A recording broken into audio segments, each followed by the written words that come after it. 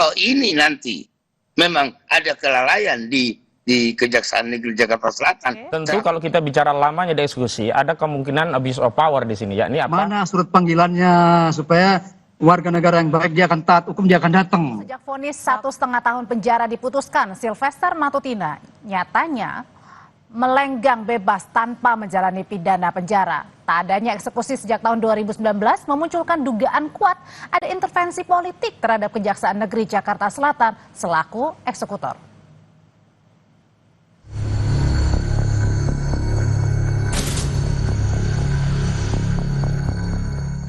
Mantan Menko Polhukam di era Presiden Jokowi Mahfud MD mencurigai ada politisasi di balik belum dieksekusinya Sylvester Matutina oleh Kejari Jakarta Selatan.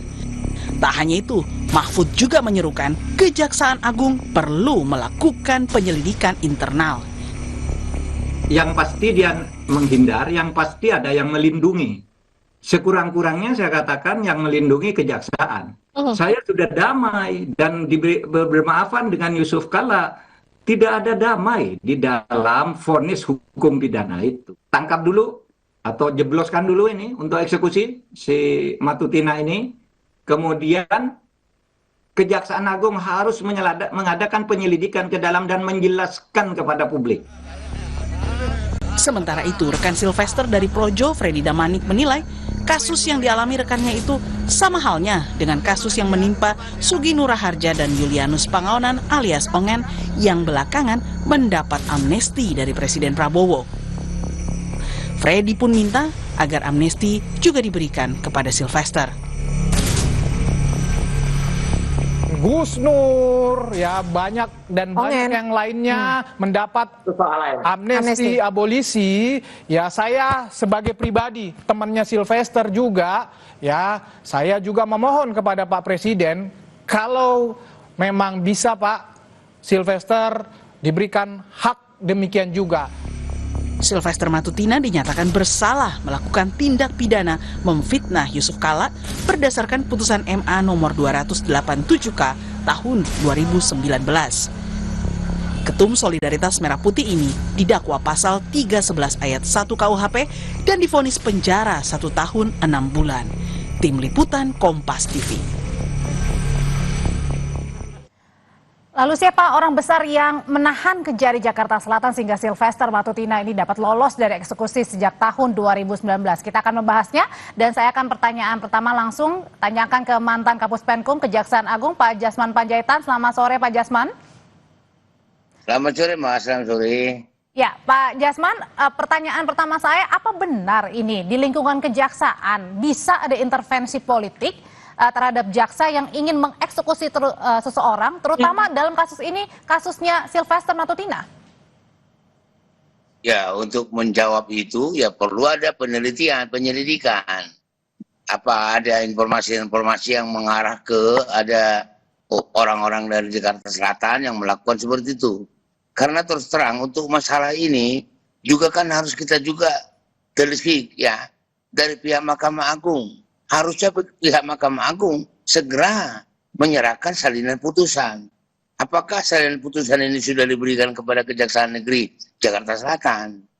Itu memang kalau waktu zaman saya jadi jam Jaksa Agung Muda Pengawasan, ada berita-berita di medsos, itu langsung saya turun ke bawah untuk menyelidiki ini. Nah, ini harapan kita memang harus proaktif ya. Jaksa Agung Muda Jampidum yang pertama, terutama Jaksa Agung Muda Tindak Pidana Umum harus juga melakukan penelitian. Tapi, ya, penelitian itu Pak Jasman sebenarnya berarti apakah bisa begitu, ada intervensi politik dalam tanda kutip terhadap kejaksaan? Saya kira nggak mungkin, karena nggak ada gunanya. Bagi kejaksaan nggak ada gunanya. Karena pasti disorot wartawan, disorot pengamat hukum di negeri ini.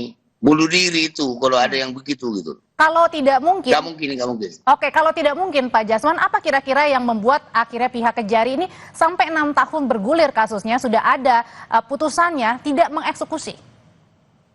Jadi ini kan ketentuannya, ini kan masalahnya juga ada dua instansi. Apakah dari jajaran dari Mahkamah Agung, dalam hal ini sekretariat dari Ketua Muda Pidana Umum sudah mengirimkan itu sesuai dengan surat edaran Mahkamah Agung nomor 1 tahun 2011, dan kebetulan demikian juga di dalam surat edaran Mahkamah Agung nomor 6 tahun 2017. Apakah itu mereka memang sudah ketat karena ketentuannya dalam surat edaran itu 14 hari harus sudah dikirimkan ke kejaksaan yang melaksanakan putusan. Pak Jasman. Oke, kita tahan dulu sampai di situ. Di sebelah saya sudah ada pengacara tim dari TPUA, begitu ya. Bang Kosinudin, selamat sore. Sore, ya Mbak. Bang Kosinudin, jadi kalau tadi Pak Jasman selaku mantan jaksa bilang tidak mungkin ada unsur politisasi di dalamnya yang kemudian sampai sekarang ini tidak bisa atau belum mengeksekusi seorang Sylvester Matutina. Kalau pandangan Anda? Ya, sebenarnya kita harus bagi pada dua klaster ya. Klaster pertama tentang secara faktual ini putusan belum dijalankan. Ini yang harus segera dijalankan agar apa? Adanya pengabaian, penyalahgunaan dengan mengabaikan dan seterusnya itu bisa tertutup dulu dengan adanya tindakan oleh kejaksaan yang segera mengeksekusi yang menjadi tugas dan tanggung jawab kejaksaan. Kami perlu informasikan bahwa 31 Juli kami mendatangi Kejari Jaksel untuk meminta dieksekusi. Kemudian tanggal 4 Agustus ya, Kejaksaan Agung menyatakan akan dieksekusi, dan sampai hari ini tanggal 7 ya ini ya, ini belum ada eksekusi. Jadi masalah aktual ini dulu Pak Jasman yang menurut saya harus segera dilaksanakan, terlepas ada soal kedua, kenapa ini lama dieksekusi. Tentu kalau kita bicara lamanya dieksekusi, ada kemungkinan abuse of power di sini, yakni apa? Penyalahgunaan kewenangan dengan cara apa? Penyalahgunaan kewenangan itu bisa dengan tidak menjalankan kewenangan, keliru menjalankan kewenangan, atau menjalankan kewenangan bukan dalam konteks kewenangannya. Dan hari ini ada abuse of power dengan cara mengabaikan kewenangan. Dan abuse of power kala itu atau?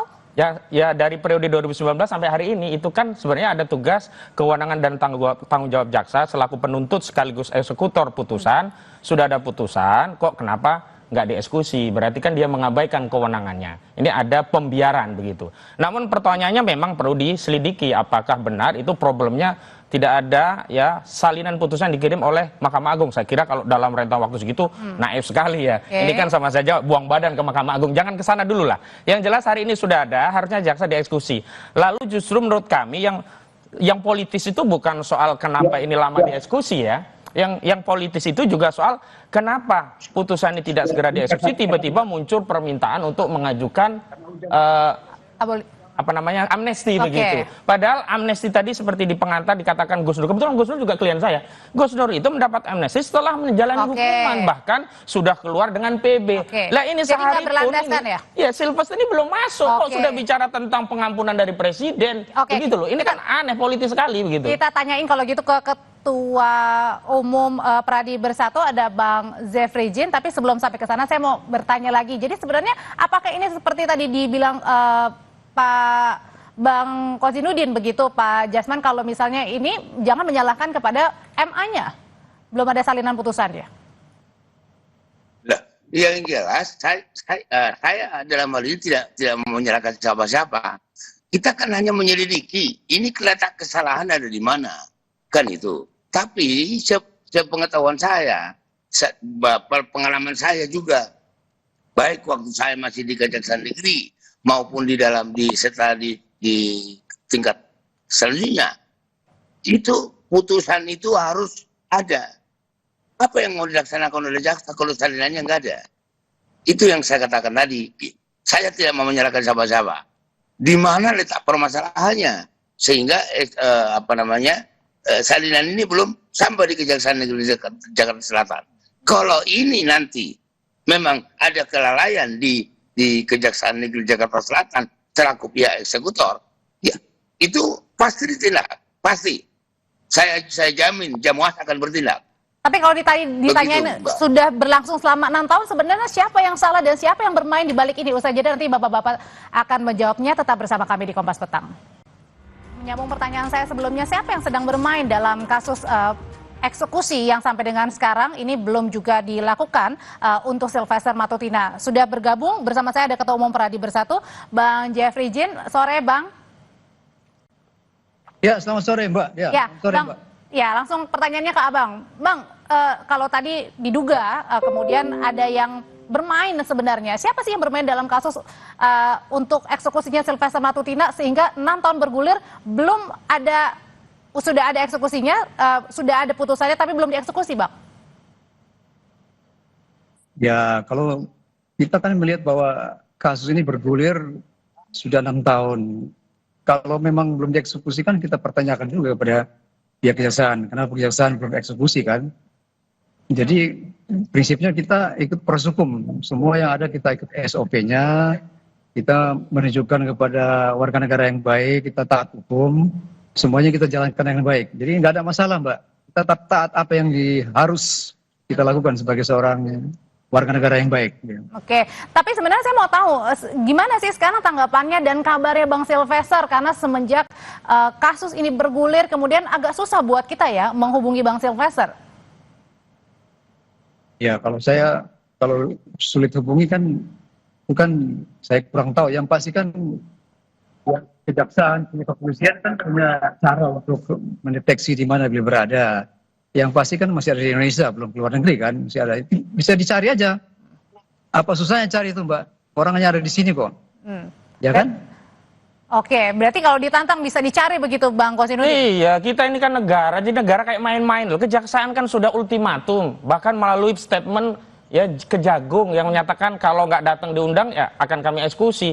Itu sejak tanggal 4 Agustus yang lalu sampai hari ini. Ini kan persoalannya yang menjadi pertaruhan adalah lebih bawah institusi negara, dalam hal ini Kejaksaan Agung. Bukan soal apakah eksekusi itu harus dilakukan atau tidak. Harus, tidak ada pilihan kemudian bernarasi, ada damai dan seterusnya. Itu udah selesai lah. Hari ini fokusnya agar mengobati apa yang menjadi praduga publik itu ada permainan itu tidak benar. Pertama eksekusi dulu. Hari inilah kalau Kejaksaan Agung mendengar acara ini, hari ini eksekusi dulu. Baru kita bicara ada apa di balik lambannya eksekusi selama 6 tahun. Apakah di sana ada penyalahgunaan kewenangan, ada obstruction of justice, ini diteliti lagi. Dan saya setuju, segala yang terlibat dalam proses ini harus ditindak. Kenapa? Kita tidak ingin menjadi presiden buruk seolah-olah hari ini orang bisa melakukan pelanggaran hukum dan kemudian bernarasi, ayo selesaikan di pengadilan, begitu dieksekusi pengadilan. Dalam putusan yang sudah inkrah loh, ini kasasi, kalau masih bisa diabaikan. Nah, kalau putusannya sudah inkrah begitu ya, kenapa kemudian terkesan ada pembiaran? Siapa yang lagi bermain dalam hal ini? Nah, saya justru kalau bicara tentang ada orang besar di balik ijazah palsu, justru ada orang besar di balik Silvester Matutina. Nggak mungkin kalau nggak ada orang besar ini diabaikan. Memang benar, Bang, ada orang besar di balik putusan ini, eksekusi yang belum kemudian dijalankan nih? Kalau menurut saya, Mbak, Bang Silvester itu kan orangnya besar ya. Jadi kalau dia sudah besar, dia nggak butuh orang besar di belakang. Kalau besarnya mungkin bayangan yang besar, Mbak. Kalau ada yang melindungi? Ya, itu yang pertama. Itu yang pertama. Yang kedua, pihak sebelah itu yang lebih besar. Pihak sebelah yang lebih besar, seharusnya pihak sebelah yang lebih mampu lah. Kenapa tidak bisa mengeksekusi, ya kan? Sebenarnya begini, Mbak. Persoalannya, jadi nggak ada orang lebih besar. Bang Silvester cukup besar itu. Dia nggak butuh orang besar lagi untuk melindungi dia. Berarti artinya siap juga nanti ketika dipanggil oleh Kejari untuk kemudian langsung mengeksekusi? Iya, mana surat panggilannya? Sudah ada nggak surat panggilannya? Kan harusnya prosedurnya begitu dong, dipanggil dulu secara resmi. Jadi belum dipanggil Bang sampai sekarang? Dipanggil paksa, kan begitu, jemput. Kan belum ada surat panggilan sampai saat ini, terus gimana? Oke, belum ada, katanya tinggal nunggu. Sebenarnya kan sudah ada statement, udah ada undangan dari Kejari Jakarta Selatan, itu Kapuspen Kejaksaan Agung loh yang menyatakan itu. Yang kedua, kalau kita bicara orang besar, Pak Silvester ini dianggap orang besar, nyalinya menurut saya kecil. Harusnya kalau dia nyalinya besar, datang ke Kejari Jakarta Selatan, tanyakan apakah benar putusan saya akan dieksekusi, kemudian di situ ada berita acara eksekusi. Belum eksekusi itu ada dua. Eksekusi paksa oleh Kejaksaan Agung, yang kedua eksekusi sukarela dari seorang Silvester Matutina kalau memang kalau memang si Silvester ini menjadi warga negara yang baik. Ini udah rame loh. Akhirnya apa? Yang kena berakannya, yang kena kotorannya kan Kejaksaan Agung. Seolah-olah Kejaksaan Agungnya ini yang kemudian mengabaikan tugas dan kewenangan tanggung jawabnya. Datang saja Silvester kalau memang dia menjadi warga negara yang baik dan memang punya mental besar gitu loh. Jangan badan besar doang. Oke, Bang Kosinudin, tapi waktu di minggu lalu di program Dua Arah, Bang Silvester juga sudah menyatakan bahwa sudah minta maaf dan kemudian sudah nggak berpengaruh, ini putusan loh. Memangnya putusan bisa dimaafkan? Kalau putusan bisa dimaafkan, orang bisa diberi amnesti. Udah keluarin aja seluruh yang di penjara itu. Kasih amnesti semua, kasih maaf semua. Uang putusan kok minta maaf. Saya mau tanya kalau gitu ke Pak Jasman. Pak Jasman, memang bisa bahwa ketika seseorang sudah ada putusannya, kemudian belum dieksekusi, tapi kemudian karena minta maaf akhirnya tidak jadi? Oh, enggak ada itu. Ya, ini kan masalah eksekusi. Minta maaf itu waktu di penyelidikan itu atau penyidikan. Oke. Ya, tapi kalau udah diputus nggak ada lagi cerita minta maaf gitu. Baik. Nggak ada, laksanakan dulu. Seperti tadi yang dikatakan beliau itu, ya ini harus inilah, jadi warga negara yang taat hukum gitu loh. Oke, balik lagi ke Bang Jeff. Bang Jeff, betul nggak sebenarnya ini dugaannya jangan-jangan juga ada orang besar nih di balik kasus Sylvester Matutina ini? Saya dibilang tadi, Bang Sylvester itu udah besar, dia nggak butuh orang besar lagi di belakang dia. Sekarang persoalannya itu gawainya siapa? Gawainya kejaksaan atau gawainya Bang Sylvester? Bang Sylvester kan dia kan terpidana, dia ikut peraturan hukum yang ada, SOP-nya mana, surat panggilannya mana. Kalau ada pasti dia datang dong sebagai warga negara yang baik. Jadi nggak ada orang besar di belakang itu, nggak ada. Kalau Nggak ada Pak sama Mahfud sekali. sendiri menduga ada, kemudian pasti ada yang melindungi nih. Ya itu dugaan Pak Mahfud boleh aja. Saya juga bisa menduga, kalau ngomong menduga saya bisa menduga. Jangan-jangan juga Bang Sylvester ada orang luar negeri yang melindungi. Bisa aja kalau Bang kita bicara tentang duga-dugaan. Orang besar di luar kan banyak itu yang lebih besar dari Bang Sylvester bisa yang melindungi. Oke. Ya tapi kita nggak tahu. Itu dugaan saja kan Mbak. Karena Pak Mahfud menduga, saya pun menduga. Nanti yang lain juga menduga. Ya kan sama-sama kita bisa menduga. Yang paling penting adalah mana surat panggilannya supaya warga negara yang baik dia akan taat hukum, dia akan datang. Oke, Begitu, Mbak. Oke, Pak Jasman, sebenarnya kalau sudah gaduh di publik ini dan juga sudah berlalu 6 tahun begitu, apakah kemudian kasus ini bisa diambil alih oleh pihak Kejaksaan Agung? Bisa saja. Sebenarnya tidak perlu ke Kejaksaan Agung. Jajaran Kejaksaan Negeri Jakarta Selatan seharusnya sudah proaktif, jemput paksa. Kenapa sih? Emang siapa sih Sylvester hebat banget gitu? Makanya saya katakan tadi, ini di mana letak kesalahan ini? Jangan dulu langsung ke kejaksaan yang melakukan kesalahan. Apa betul salinan itu sudah datang? Tunjukkan salinan itu. Kalau memang ada, biar nanti datangin kan. Namun itu juga kita sama-sama udah dengar dari Kapuspen bahwa ini sudah Berarti artinya di sini tidak perlu ada surat panggilan, Pak Jasman. Artinya bisa langsung jemput paksa. Harus dulu, harus ada panggilan dulu. Bukan pertama, panggilan kedua, ketiga tidak datang, baru jemput paksa. Kan gitu.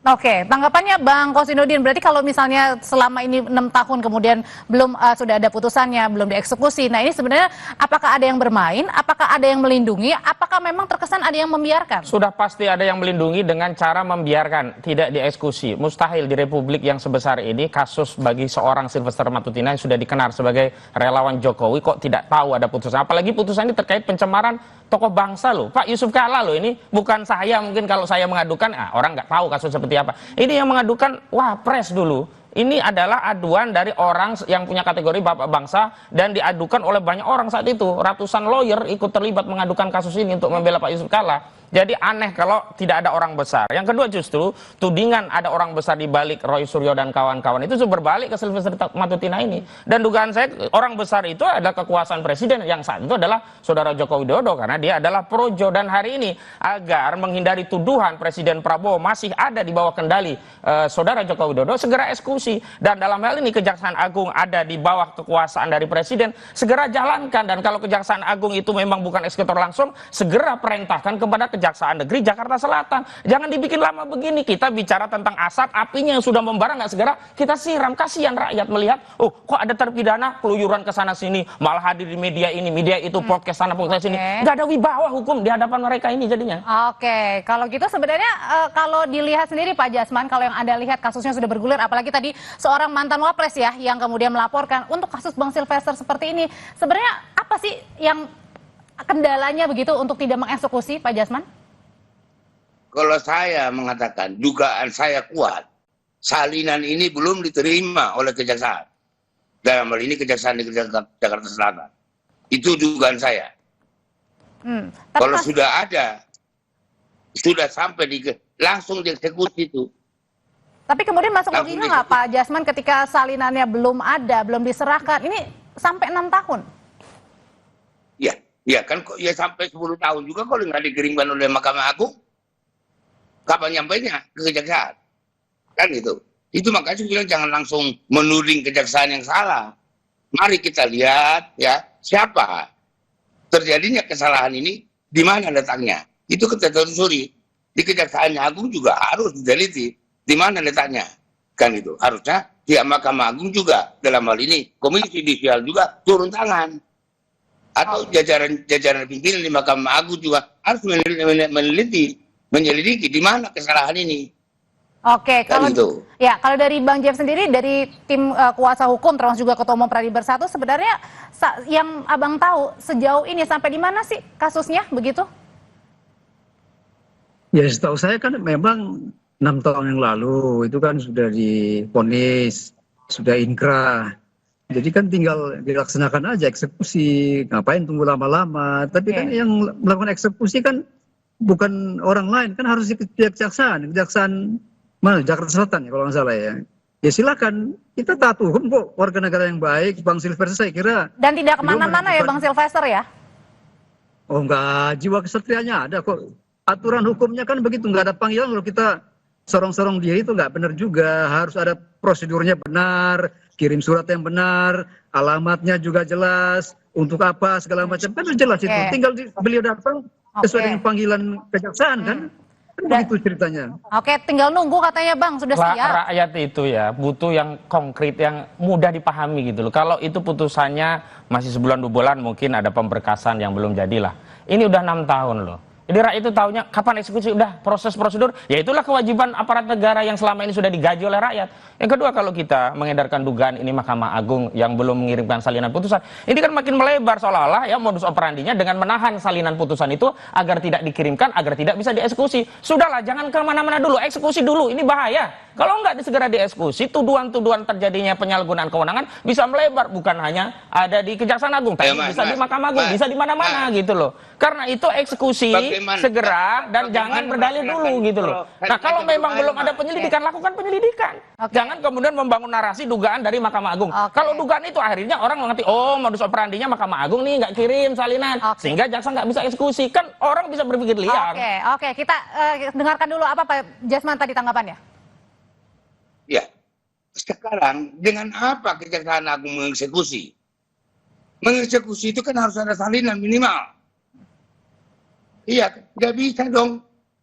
Kita langsung mengatakan laksanakan. Laksanakan apa? Kan harus ada salinan putusan. Gitu dong. Jadi ini ditunggu ya berarti ya dari pihak Mahkamah Agung, maksudnya gitu ya Pak Jasman ya? Iya. Mana? Buktikan kalau memang itu sudah dikirim tanggal sekian. Oke. Ya. Baik, sudah kita tangkap kalau gitu. Gampang kok. Oke, Pak Jasman, terima kasih Bang Hosinudin, terima kasih Bang Jeff, terima kasih, selamat malam, selamat sore semuanya. Terima kasih ya. Sore, ya. Ya.